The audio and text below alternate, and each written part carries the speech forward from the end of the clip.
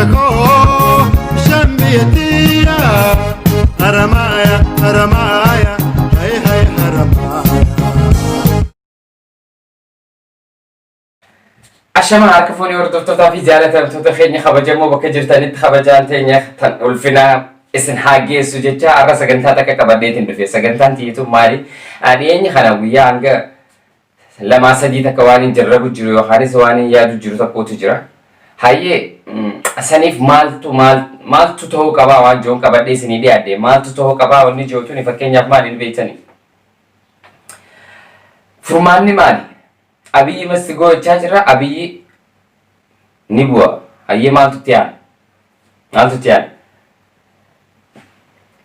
biyya keessa biyyaalatti qabsoon finiinaa jirtu qabsoon uummanni Oromoo qabsaa'ee fide ammallee qabsaa'aa jirtuni maaliif bilisummaa isaanii gonfachuu yookaan walabummaa isaanii gonfachuudhaaf qabsoon itti fufti waan bakka buufannu yoo hin qabaanne yoo wanni qabsoo hin fuftuun bu'aa hin qabaanne dhumaatiin qofti maaliif furmaanni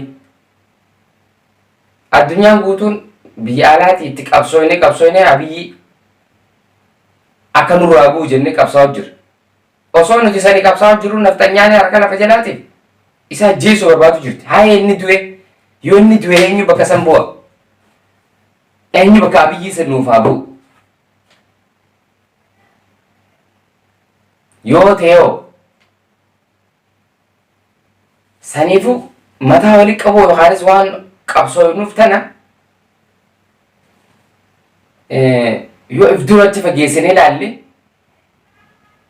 wanti qashoo ifan ta'een takkaa jira. Qabsoonni bilisummaan ta'e akka gonfannuuf yoo ni fi abii karaa deebi'ee harka micciirree akkas deebi'u. Akkas bahee takkeen Oromoo fakkeessee Oromoo dhugaa fakkeessee gisee inni as bahee Oromoo fakka waa hojjechuu jirutti qabsoon achi keessaa masara mootummaa keessaa eegalee akka biyyaa ijaaramu jiru jee dhufee haasa'u san hayyee akkasitti haasa'u jiru san. Gaafa as dhufee ani Oromoodhaa Oromummaa isaa nutti himu jiru tana.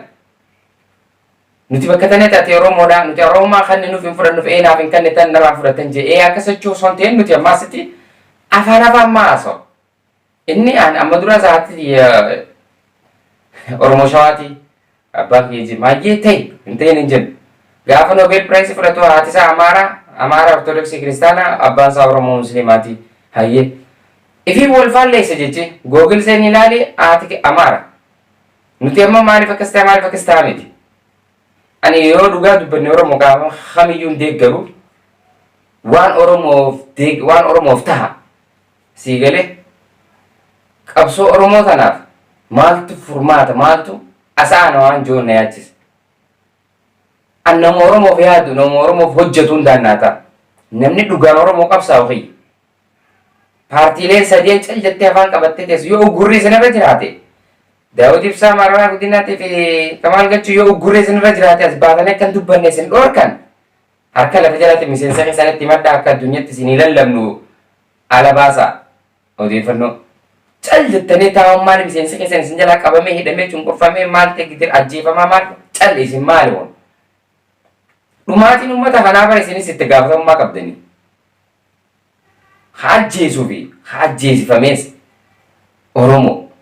Haajjeesu Oromoo, haduu Oromoo qabsoo bu'aa firii hin qabneef dhumuun faayidaa hin qabdu. Qabsoo teenya tana waan qabsoofneef beekuu qaba. Wanni qabsoofnuuf bilisummaa teenya tanaa walabummaa gonfachuudhaaf duraas qabsaa'aa jirra ammas qabsaa'aa jirra ammallee itti fufti hanga bilisummaan san dhugaadhaan nu dhuftutti Oromoodhaaf. Saniif amma filmaanni jiru Abiyyi Hobaasaa namoota isaa waliin qabsaa'u hunda ajjeese karaa mammeessee akka ifii Oromoo yaadu qofaaf godhee as dhiyeessuu san isa shut godhan amma amaarre. Qabsoo Oromoo tan tasgabbeessuuf ani Oromoodhaa yoo jee as bahee akka nafxanyaan achi diina isa godhachuu jiru ni wallaale wallee ni irraanfate hanqamta gayoon ifi dubbatee as bahee Oromoodhaaf gaarii dubbachuuf yoo ifakkeesse hojjechuutti illee hin jiraatin bara yoo ifakkeesse jarri nafxanyaa wanni isaan fedhan aadaawinnatii inni fedhu san isaan fedhan amantii takkaa fi afaan tokko amaaraa kaaloon ka amaaranya እንዳትናገር jechaa jiranii bar jarri yoo amaaran taane amaariffaa naasayin haa naasayin abdii isaa amaariffaa isaanii Amaaraan taane biyya bulchine jechuun jiranii bara meeshaan. Akkamitti Oromoo ta'ee biyya bulchaanis jechuun jiranii bara asuma keessa. Abiyyi Oromoo toosaatiifu hin qaban, fedhii hin qaban. Ani gama lamaan ulaaleeti malee amma giseen akkana jawaabii deeggareef tiis miti. Abiyyi ati dogongortee jirtaa jaanii yoo tii manaan sirriirraan jiraasiin jaa. Hacaaluun Abiyyi dogongoree jiraa jee gisee tiimu naa beekaasiin naa beekaadha ta'a Abiyyi. Hacaaluu hojjeesisteef akka isaan fedhanitti biyya san isaanii bulchuu qofa fedhan. Sansabni biraa hundi hin fudhatuuf garuu. Isaan ammoo nafxanyummaa isaanii Amaaraa kaaloon Amaaranya እንዳት እናገር ነው jecha jiran. Nuti ceerba yaaduu Amaaranya yoo haasoo baanne Amaaranya nuti ni miidhamna. Maal waa taana? Isaaniif guddisnee nuti haasoon keenya afaan isaanii guddisneefu. Sabni biraa Amaarummaa sabni biraa Dabuub haasaa Dabuubnetin titan Amaaranya usan Itoophiyaa hoon jechuu jiran isaan. Itoophiyaa lamaon Dabuubnetin titan Itoophiyaa hoon jechuu jiran. Oromoonetin titan Itoophiyaa ta'e jechuu jiran. Mallas Zeenaawii maal jee? Xuru Itoophiyaa lamaon ጥሩ ኦሮሞ መሆን አያስፈልግም። ጥሩ ኢትዮጵያ ለመሆን መጥፎ ኦሮሞ መሆን አያስፈልግም እንጂ ብር ኢትዮጵያ ተወዳፋቲ ኦሮሞ ጋሪቴ ኦሮሞ አማቴ ተውን ሲንበርባችሱ ሲላላል ጀረ ነፍጠኛ ካና ጋሼን ሳኒ መለስ ሞቱር ውጡ ቢንጃን ጋፈስ ኢሳ ወልመ ገለኪሱ አማራ ቲፒኤልኤፊቱ ወሊፍ ወል ቢኸራከ ወል ጎረንታ ወል ኹራሰኒ አማሪን ኑመረት ኦሮ አማራ ነከኖ ጀነን ሲኒ ያኔ ማል ጀብይ gaafa laga ceenisa mo'onnee jee dhugaa seeba qabsuu qeerroo finiisitee fidde faannoo guyyaa waa xiqqoo lamaa sadii wajji hiriira baanan waa waliif dhufanii jarri lamaan san siistama dhugaa dura biyyattiin fonqochuu yaadan keessaa tokko san malee faannoon akkasitti yookaanis kan TPLF fi kan Dabuub maare hundaa qabsaa'ee waliin fidee jechuu barbaadan ammas Geetaachoo Raddaa. Gahee olaanaa warri taphatees Oromoodha warri qabsaa'es Oromoodha warri itti dhumees Oromoo dhugaa walitti himna. Goonfachuu qabsoo saammachuu fedhan jarri. Ati hadhumu Oromoo ajjeefamee dhume Oromoo qabsoo fidii haasoo fedhu habiraa. Hayi.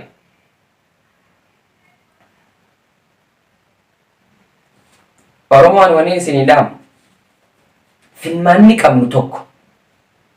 Filmaanni qabnu aangoon tun dabartee akka nu harkaan baane dhaaba qabnu jabeeffachuu. Dhugaan akkan isin hin jiru dhaabni kun dhaabni sadeen kanee waltoo hojjetanii waltoo baatanii nuti Oromoo yaadu Oromoof waa hojjetu. Sadeen walitti tahanii tokko haa ta'an fedhan tokko haa ta'u kaafaa qofa haa ta'u Oromoof yaadu saba isaati yaadu kaafaa qofti nuuf gahe.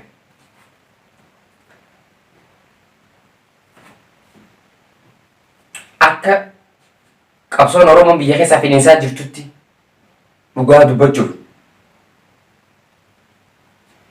yoo Jawaar Mohammadii dhaabee akka Neelsan Maandeellaa ta'u shakkiin qabu jeetamaa waaditu Neelsan Maandeellaa ta'a ni ta'a anis sana numaan ja'a akkamitti taanii beektanii namni siyaasaadhaan isa ga'uun jiru Itoophiyaa san keessaa Amaaraas haa ta'u maalis haa ta'u. Siyaasaan shira irratti dalaganii isa siyaasaa keessaa ala godhuu fedhaniiti malee namni isa gahee siyaasaan isa injifatu hin jiru dhugaa dubbachuudha. Nama siyaasaa baratee siyaasaa keessatti guddatee qaama siyaasaati Jawaar jechuudha. Tarsiimoo fi akkaataa qabsoo Oromoota namni sheeppi godhee deemuu danda'u isa malee hin jiru dhugaa isinitti hima. Dhugaa dubbachuuf namni Oromoo tanaa bulchuu danda'u yookaan fedhii Oromoo guutuu haqa Oromoo irra cichuu Jawaar malee hin jiru. Ani Jawaar qeequsanii maaliin jaan ati mee maal barattee mee maal biraa qabda mee maaliini hanqa Jawaar hojjete san maal hojjettee ati Oromoodhaaf isa qeeqtu. Ati maaliif biraa qabda maal gooteef saba keetiif awwaan kanaan godheef jee as baase. Oromoodhaaf namni hojjete akka Jawaar kanaas baasa. Qabsoo inni fideen Abiyyi dhaabbachuun isaa qaama jijjiirama amma jiru kanaatu biyya tana ceesisaa qabsoo kanaa fide nuyi ija. Qollee qaanfachuu dhabuusaa silaa isaan jiraachuu baatan Abiyyi kun hin jiru. silaa Jawaar faan jiraachuu baate Jawaar qabsaa'ee qabsoo qeerroo tana sheeppi godhee abbaatee hoogganuu baate Abiyyi kun hin jiru. Aangoon isaan fidan wanta akka hin jirtu. Tana waan inni beekaa horsii jala qaqqabee osoo beekuu waamee qarra kutee fititu tanaan isa ga'e. Saniifuu amma furmaanni jiru maali? Abiyyummaafuu mataa isaatiifuu nafxanyaa jala fiiguusaa lubbuusaa isa dhabamsiisu teesse. Isa ajjeesuu ta'an beeka. Fagoo miti namni Abiyyi isa ajjeesu. Nafxanyaan ajjeeseeti boru shanii jechuu deemti. Abiyyi shanii ajjeesee jira. Waan masara mootummaa keessa gaggeeffamaa jiru waan amma yoo harkitanii jiraattan taate. Fagoo akka hin deemne Abiyyi beekan. Fagoo hin deemu. Namni irraa Abiyyitti haala kanaan wayi waattu yookaan keessaa wayi waattu yoo boru shut isa godhan eessa jirtaati. Boru kan ufusanii jechuu deemta ammaas. Bubbee qilleensa haruma garumaaf harumatti qonqoo guuttattu. Yookaan haruma feete haa ta'u haruma qilleensi bubbisuu bubbistaa jechuudha. Saniifuu dhugaan jirtu furmaanni biyyattii sanii maali? Furmaanni Abiyyi matuma isaatiif furmaanni isaa maali?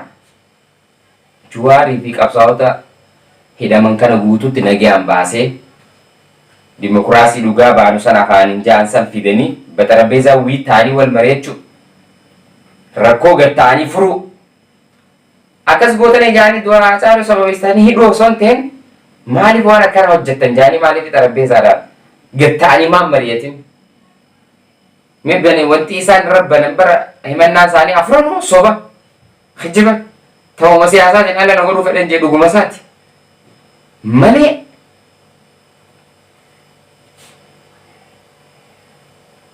wanti takka hin jirtu saniifuu akka irraa furmaataa isaaniif Abiyyi Oromoof hin taane saba biraatiifis hin ta'u beekuu qaba. Akkuma inni jeetti Abiyyi Amaaraaf hin taane nuufillee hin ta'u beekuu qabna nuti Oromoon.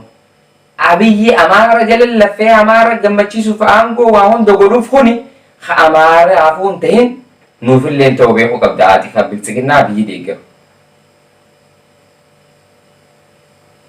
Saniif furmaanni biyyattiin san harkaa qabdu akka guutuu addunyaan guutuun irratti duultee warra biyya keessa irratti duulee biitii diigamtee nama bakka bu'u waa hunda dhabdoo osoo hin ta'in akka jiraataniif warra jiran kana hidhaa baasu. Warra hidhaa jiru kana hidhaa baasee dirree dimokiraasii bal'isuu baanu san babal'isee maaliif ammaan dura uummataa waan hin filataminiif waan uummanni isaan filaniif waan bakka san hin taa'iniif gochuu waan hin dandeenyeef dirree dimokiraasii baanu san hanga filannoon san geewutti bal'isu. Waggaa kudhaniin bulchaa jedhee afaaniin dhaadachuun san guyyaa kudhanuu yookaanis ama lama bulchee bireemma amma booda hanqam akka bulchuun beeku fedhu deekaa kudhanaa ta'u sa'a kudhanaa ta'u guyyaa kudhanaa ta'u baatii kudhanaa ta'u hanqaafeef hin beeku hangana keessa du'uu danda'a. Bargaa silaa namni waajee amata 150 jiraadhaa hojii Maayikil Jaaksanuu numa du'e ama 10 jiraadha jee meeqatti akka du'uu deemu Abiyyi isin waaf hin dhiisa. Wanni har'a isaan gammachiisuuf aangoo paartii bilisiginnaa Amaara bulchituuf kannee jalaa diddee diigumsi har'a masara mootummaa keessatti yaaliin ajaja isaa diduu fi Amaarri isa deeggaruu diduu shushuttaan har'a baate tuni maal nu barsiisti? Isaanuma keessaa namni tokko shut godhu ta'a Abiyyi. Boodaabaa jechuu deemanii gaa miskintitti. As baatee saniis afaan qabdi Oromoo dhaabbachuu fee Oromoo qabsaa'uu fee hojii hin garsiisi. Waan takkaa jira asitti dubbannus filmaanni jiru hin jiru miseensi keenya nurraa qabamee hidhamee jira ajjeefamaa jira dubbachaa jirra maaltu furmaata dhabne jaanii dubbachuu sunu daranaa qabsoon Oromootu fiiniinti akka uummanni haqa keessaniif isinii falme isin cinaa dhaabbatu gooti. Saniif haqa keessan isin akka deebisti. Qabsoon uummanni Oromoo keessan jira biyyattii san keessa bu'aan buustu biyyattii san biyyaa hunjaamtu yoo Oromoon keessa jiraatte qabsaa'uu baatte saniifuu namaa guuza ooluu osoo hin ta'in hafiitii guuza oolu hafiitii jiraachisuu hafii kana qabsaa'utu biyyattii san biyya godhee jiraachisa. Sanifu filmaanni jiru tokkoffaa warreen mana hidhaa jiru kana hunda hidhaa baasu. Lammaffaa ajjechaa Oromoo irraa dhaabu. Sadaffaa dimokiraasii dhugaa baanu san diriirsu. Kanaan ala carraa biraa filmaata biraa qabdu bilisiginnaanis. Nama kaleessa bar ajooytuu Piipii maaliif dhaadiyoo ajooytuu xirootuu san fuudhee bilisiginnaa kanaan isaan ga'e Jawaar jechuun yookaan lammaan akka jeetti kaleessa maal turte dhaadiyoon sanuma harammas qaamni miseensa biraa miseensa nama miliyoona 4 qabaatu kan biyya alaatii dhufee biyya bulchu waan hin jirre qaama biyya jiru keessa jirutu biyya bulcha. Saniifuu maaltu furmaata?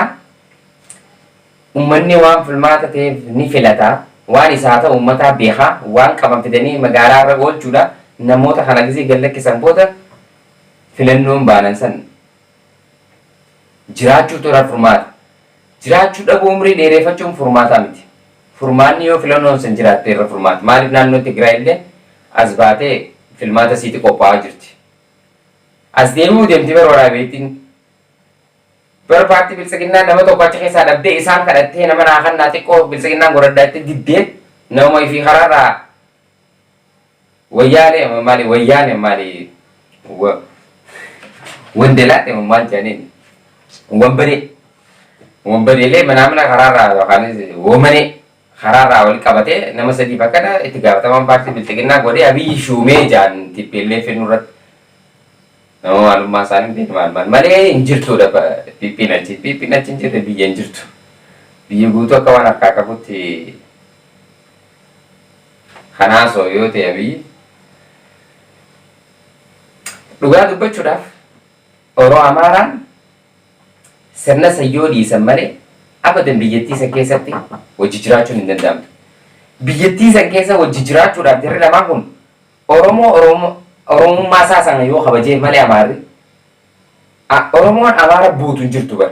Sirni isaanii nu miidhee nu garaan badu san akkuma jiru ta'e yoo nagee barbaadan biyyattii san keessatti lamaanuu wal kabajanii kan jiraatan taate yoo Oromummaa teenya nu kabajanii Oromummaa teenyaan kan jiraannu yoo ta'e malee.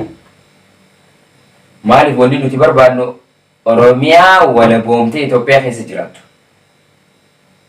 Ta'uu baannaan silaa kiyyanni 39 TPLF hin taane eenyuuf ta'a? Amaaraafis ni ta'a bara silaa achi baana. 39 fayyadamanii achi bahu Itoophiyummaa isaanii haaraa dheeffatan achi baanii. Isaaniif Beenishaangul Gumuziif Gaambeellaa walitti akkasitti achi haa baanii.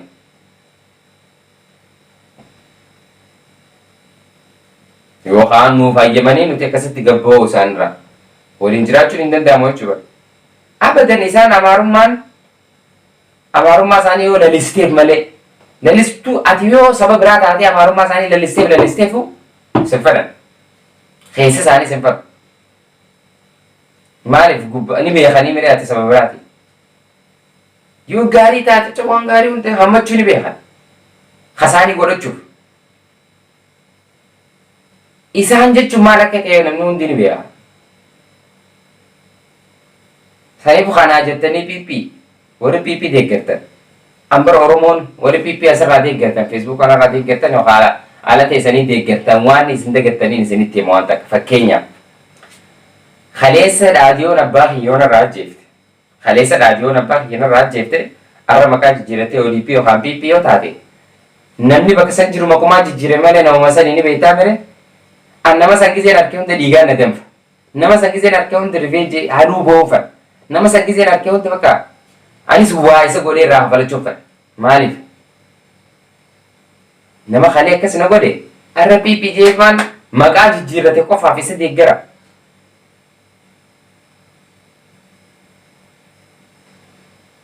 Saniifuu dhaamsa kiyya kaleessa ODP yookaan dhaadiyoo har'a Piippii kun sanumaa jechuutti jira jechuudha. Kanuma kalee abbaan irraa ajjeese har'a maqaa feete jijjiirradhu ati tanuma kalee sana jechuudhaati. Maaliif jijjiiramni maqaa jijjiirame malee namaa miti. Miseensi dhaadiyoo kamtu jijjiirame maqaa jijjiirame malee. hanga silaati qasho tiimii lammaa tiimii ODP qasho wayyaa jaan dhabamsiistan karaarra. Garaaf jecha ani warri namni akka taayee danda'a naati. Akkamiin lammaa taayee danda'a fi Shimallis Abdiisaa maaliin kuni akkamiin nama isaan godhe. Nama isaanumaa gatii isaan vaaluu isaanii godhe sadarkaa kana isaan fide haddaan. Oromoon akkana. Ana sirna gadaa keessatti hin qabnu Oromoon guddifatee hammatee guddifachuu beeyye jechaa jirra malee. Saba akkanaati Oromoo. Garuu gobaraa daachiseef keessaa qaba. Sabni hundinuu ni qaba nama akkasiiti. Sabni hundinuu ni qaba garuu Oromoo kuni kaleessa xiqqasho bilisummaan dhuftee innaan oriyaa ala kanaa galan lakkaawwanni isaan galanii horaniif qoonqoo fi aangoo saammachuuf. Akka leenca baatee kaan itti dinqisiifachaa ture gaafa inni jalqaba galee haasoo. Nama akkasii turre nama akkasii qabna hayyoota akkana qabna inni dhaadachaa ture. Baga osoo fagoon deemeen rabbi nu barsiise. Akka Jaafar Aliifaa goota Harargee akkanaa qabna inni faarfachaa ture. Xiqqoo booda rabbi nu barsiise osoo fagoon deemeen lakkaati nama akkanaati.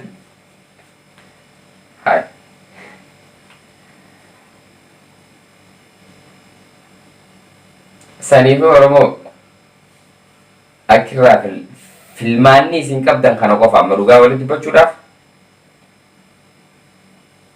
nama dhugaa isinitti himuun jaalattanii dhugaan jiru filmaanni dhiibbiin qabdu biyyattii san keessa jiraachuudhaaf biyyattii san keessa nagaan jiraachuu yoo barbaadde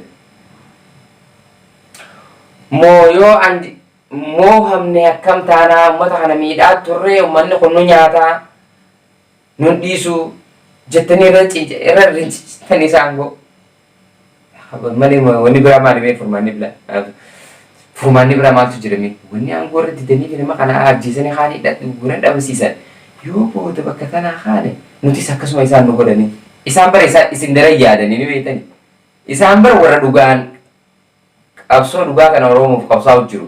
Nama miidhuuf hin qabsaa'u. Nama miidhuuf akka keessanitti garaa jechuuf nama akkasii qabsaa'u miti. Laallee garraa miidhamaa jiran malee takka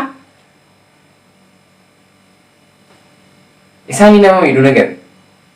Mee takkaa paartiilee kaafaa'ootu akkanatti qawweedhaan nama ajjeesee yookaanis shira xaxee akka nama godhee jaaniin dhageenye isinuma warra shira xaxaa'u malee.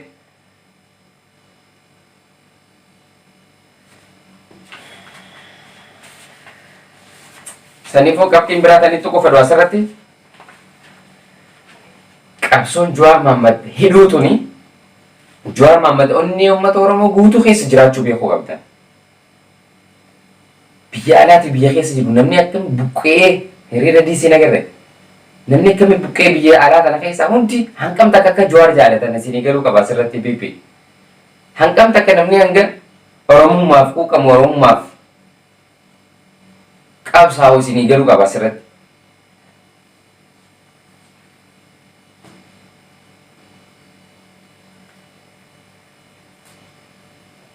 Qabsoon biyya keessaa biyya alaatti akkana finiintee deemtu garuu bu'aa tokko waan tokko irraa hanga geessuutti akka hin dhaabbanne beekuu qabdan asirrattis.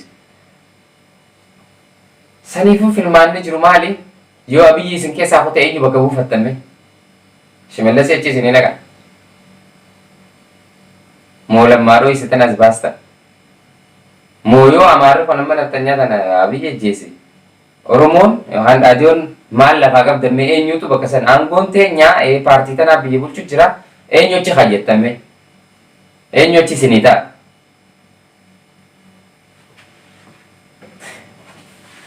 Tana deebii isinumaaf hin dhiisa. Qopheeffadhaa nama kaayyattan. Nama Amaara jedhan fiine naftanyaa jedhan fiine sirna naftanyaa hin lalisne sirna naftanyaa jedhan lalisuun akka Abiyyi nama gootii. Abiyyi gaa booddee isaa waa fagoon jirtu kan beekne gaa shakkii qabna. Irraa sodaannee jirra. Tanaaf fakkeenya isin haa taatu jenne. Kan biraa qabsoo qeerrooti. Qabsoon qeerroo biyya keessa geggeessaa jirtu tuni daandii cufuu fi qabeenyaalee garaagaraa barbadeessuun qabsoo tana dinagdee mootummaa kana kuffisuudha. Mootummaan sanaan qabbaneessa jeete osoo hin beekin yookaanis beekee yookaanis inni qabsootanaan taragaaggaa yookaan tasgabbeessa jechuu intarneeta cufuun ikoonoomii qawwasu jira. Ikoonoomii isaa gad bu'u jira. Guyyatti meeqa dhabanii beekani mootummaan? Intarneeta kanarra guyyaa meeqa qaba? Guyyaa afuran guyyaa hanga cufe kanatti meeqa dhabame? Taane isin waa fi dhiisa talabbeessaa silaa wanni irratti xiyyeeffachuu qabnu giseen fi qeerroon haalis qabsoo biyya keessa godhaa jirtu tan irratti xiyyeeffachuu qabdu qabeenya nama isii miidhu jiru PP yookaanis bilisiginaa irratti xiyyeeffachuu qabdu. Qabeenya nama biraa fakkeenyaaf namni biraa nama nagayaan isaanii hojii jiraatu warratti akkaamti fudhachuu osoo ta'in akka gorsaa hayyuu keenya kamaa lama duratti isinii dhaameetti jechuu qabeenyi kan nuti irratti xiyyeeffachuu qabnu hasaanii namni nuti irratti xiyyeeffachuu qabnu nama waraanaa nama paartii miseensa kana ajaju kan isin irratti xiyyeeffatee waan isin godhu san sii galee isin miidhu san irratti xiyyeeffachuudha. Malee nama nagayaan ollaa keessan yookaan isinii hojii jiraachuu irratti akka xiyyeeffannee yaada jiruu fi akka hin miine waan jiruuf qabsoon tuni isinuu ni beektan akkatti qabsaawaa jirtan jechuudha. Qabsoon biyya keessaa isin godhaa jirtanii Jawaar hidhamuu baate ofiif lagannaa keessanis labsattanii finiinsitanii bu'aatti godhuuf lafa hojjettan qabsoo jirtanii sagalee isinii taana nuti warri yaalaa jiru kun afaanuma keessan taanee addunyaatti isinii dhageessisuu fi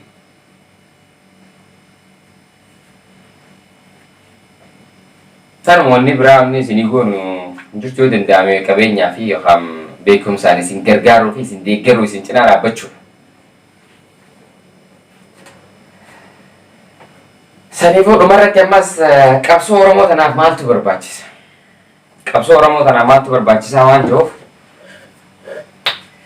qabsoo Oromoo tanaaf wanni barbaachisu liidarshippii cimaa tokko barbaachisa dhugatti.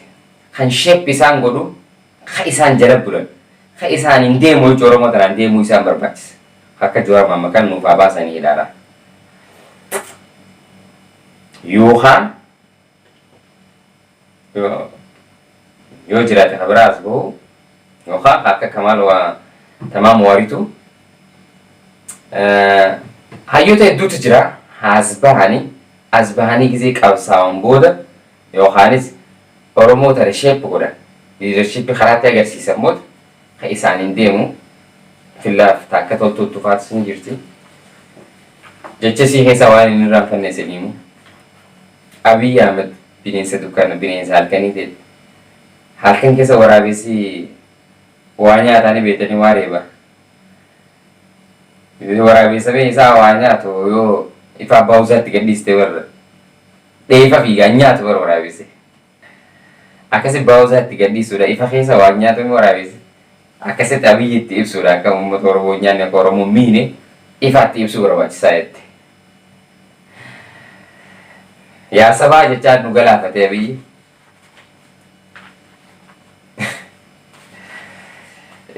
Saniifuu nama akkasiitu barbaachisaa Oromoodhaaf. Kan biraa Oromoof namni barbaachisu nama ga'umsa qabu, nama beekumsa qabu, aangoo tana gisee miseensi jalaanqa gubbaatti habarate kan yuunivarsiitii bee dila bilaash lafatti tattaa'u jiru kanaaf barbaachisa. Warri aangoo warra dippiloomaan yookaanis kolleejjiin yookaanis riqatiidhaan baandeellaan aangoo ifa harkaa akka gadi hin baane jee barumsa jee fiiga gugurratu kan hamana dhufuuf kana ijoollee barattee yuunivarsiitii yaate tana as baasaati. Miseensa godhadhaate aangoo irra baasa. Fakkeenyaaf kaafaa'oodhaaf dhaamsa xiyyaane. Miseensi isin horattan miseensi nama baratee kana horadhaa. Qaama biyya bulchuu qaama kanaan jijjiiramanii fiddan jeetiin abdan. Maaliif Jawaar qabdanii, Dr. Mararaa qabdanii kana jalatti yoonii fi miseensi isin horattan ijoollee yuunivarsiitii baate tana yoonii fi qabattanii jalatti kana kan biyya ceesisu. Oromummaadhaaf nama barate malee namni caljee akka tana haasirraa haasa'u kunii fi aangoocha garaacha fiigaa biyyaadhaati. Mee achuma teessee lafa laftu Oromoo wal ficcisiisuuf wal nyaachisuuf jecha akka nama Oromoo yaadee Oromoo mee maal waa gooteef seenaa kee keessatti Oromoof qabsoodhate goote ta bu'aa fidde maaltu jira? Mee maal wanni ati hojjette Oromoo? Kaabuttaa jira kaabuttaa ka duuraa jecha biyyaa bee hundi Oromoo bakka waa'ee nama waa yaadutti ilkaan qaqqarattee hundi Oromoo nyaachuudha. Sana hundaafuu amma isinitti ifee jira ifaanii Oromoo nyaachuun ifa keessatti hin ta'u. Dukkana keessa yoo ta'e waraabessa guyyaatti sirraa dhiine makana galchine waraabessa halkanii haala ifaatti ibsinee firraa godinni irraa dhufeetti galchinaa. Wanni nyaatan hin jiru isiniin jenna tana haaleedhaa fi waan akka kaabuttaa jaabalan baarree cufte keessaniifu. Saniifu Oromoon amma booda hayyummaan deeggaramtee tarsiimummaan masakamtee qabeenyaan deeggaramtee humna nama baratee liidarshiippiin deeggaramte kanaani biyya hoogganti Oromoon inshaallah. Qabxiilee hanga kanaan isinii dhaamuu dhufe dhumarratti wanneen injooyoo jiraate Amaaraa cidinaa isaati nuuf jedhan Amaaraa fi Oromoon sanamuu mirkaneessu jirraa fakkaatti bira hin feenu nutis waan isaan nu godhanii jechee nu keessaan bannee mire isaanis numa kana cunqursuu fedhan wanni isaan deemaniif tun biyya alaatti ilaalamee hiriira isaan ba'an irratti nama bira Ameerikaan hin mallee faatu Ameerikaa jira rabbii keessa sodaadha wallahi. Nama hunjeena achi baadiyyaa Goojjamee keessaa beetu bara Ameerikaa jira rabbii keessanii jira. Nama malleen jechuudha kun nama haasa'uun beene waan jiruun beene fa'a. Nama ofiifuu wal nyaatu bahe isaan. Hiriira wal nyaachuu jiran hin agarre. Namni namuma akkana harafaatu tasaanii san qofti gaarii godhanii lalisuu tasaanii san namarra fi'u. Nutis hin feenu tasaanii san. Akkasii bara. Wallaan haqni keenya garuu Oromoo. Ni bahaa qabsuma teenya tanaan injifannee galma geenya. Qabsoon Oromoo waa sadii irratti yookaan wanni Oromoon qabsooftuuf waa sadii hayyuun keenya akka jette jechuudha. Eenyummaa keenya yookaanis gaafii eenyummaa keenyaatiif qabsoofna. Oromummaa teenya mul'isuuf jecha qabsoofna. Oromummaan teenya nu kabajamtee biyyattii san keessa jiraachuuf qabsoofna. Qabeenya keenya nu kabajamee abbaan biyyummaa teenya nu mirkanaa'uun qabsoofna. Abbaan biyyummaa yookaan hiree ifii murteeffannaan ilmaan Oromoo yookaan waan namni nuuf akka nuti barbaadnu nuuf ajajuu osoo hin ta'in akka ifiin feenu nuti ajajannee waan ifiin feenu nuti ajajannee argannee jiraachuudhaaf qabsoofna. Qabeenyi keenya nuuf kabajamee amma gaafii qabeenyaa, gaafii abbaa biyyummaatii fi gaafii eenyummaa keenyaatiif qabsoofna. Waa sadeen kana gonfachuuf qabsoofna hanga waa sadeen kana gonfannutti galleeti sirrafnu abadannuma qabsoofna jechuudha. Saniifuu ilmaan Oromoo mirga namaa bu'anii beekan, kasaaniitiif falmatan, haqa qaban. Keenyuma kanaan nu cabsaa bara abbaa garaa haa qoonqoo jecha nu diiguu kanaatu bara xawal waallee kanaatu nu keessa taa'ee nu nyaatu isa nama nyaatu nu keessa jiraa jira caalu nu gaasani malee nuti qabsoo teenya tana kan nu gufachiisu wanni nu gufachiisaan jiru jechuudha. Qabsoon teenya galmaan ga'uuf gargaarsa nama biraallee itti naajamnu gargaarsa